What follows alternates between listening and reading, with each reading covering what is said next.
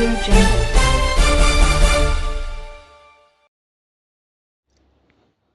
வணக்கம். Hitech news TV செய்திகள். சென்னை சேப்பாக்கத்தில் உள்ள பத்திரிகையாளர் மன்றத்தில் செய்தியாளர்கள் சந்திப்பு நடைபெற்றது.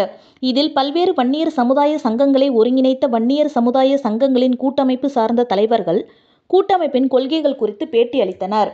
அப்போது பேசிய வன்னியர் கூட்டமைப்பின் தலைவர் திருமாவளவ கச்சிராயர் அவர்கள் பேசியதாவது: வன்னியர் சமுதாயம் ஒரு காலத்தில் உலக அளவில் பெரிய ஆட்சி மேற்கொண்டது. 100க்கும் மேற்பட்ட வன்னியர் சங்கங்கள் உள்ளது. அதில் ஒரு 30 சங்கங்கள் ஒருங்கிணைத்துள்ளது. பொருளாதார ரீதியில் வன்னியர் சங்கத்தை முன்னுக்கு கொண்டு வர வேண்டும் என்பது எங்கள் நோக்கம். தற்போது வன்னியர் சங்கத்தில் அறிவாளிகள் அதிகமாகிவிட்டனர். அவர்களை பயன்படுத்தி பொருளாதார ரீதியாக முன்னேற்றம் செய்ய வேண்டும் என்பது எங்கள் குறிக்கோள் என்று அவர் பேசினார். அவரை தொடர்ந்து பேசிய வன்னியர் சங்க கூட்டமைப்பின் செயலாளர் ஜெய்ஹரி அவர்கள் தெரிவித்திருப்பதாவது: தமிழ்நாடு வன்னிய குல சங்கங்களின் கூட்டமைப்பு எங்களின் அமைப்பின் பெயர். தமிழகத்தில் வன்னியர் சங்கங்கள் சிதறி இருக்கிறது. சிதறிய சொத்துக்களை இணைப்பது எங்களது கொள்கையாகும்.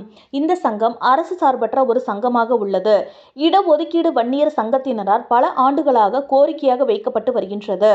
வன்னியர் சமுதாய மக்களுக்கு அரசியலுக்கு தேவையான முக்கியத்துவம் வழங்கப்பட வேண்டும் என்று கேட்டிருந்தால் 234 எம்எல்ஏக்களில் கிட்டத்தட்ட 100 எம்எல்ஏக்கள் வன்னிய சமுதாயத்தை சார்ந்தவர்கள் அமைக்கப்படுவார்கள்.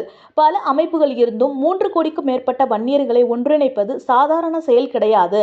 சாதிவாரிய கணக்கெடுப்பு நடத்தினால் அனைத்து சமுதாயத்தினரும் நலன் கிடைக்கும். இதை எதிர்ப்பது தமிழகத்தில் இருக்கும் சிறுபான்மையினர். இந்த கணக்கெடுப்பில் அவர்களுடைய முக்கியத்துவம் இதனால் பாதிக்கப்படும் என்றும் அவர் கூறினார்.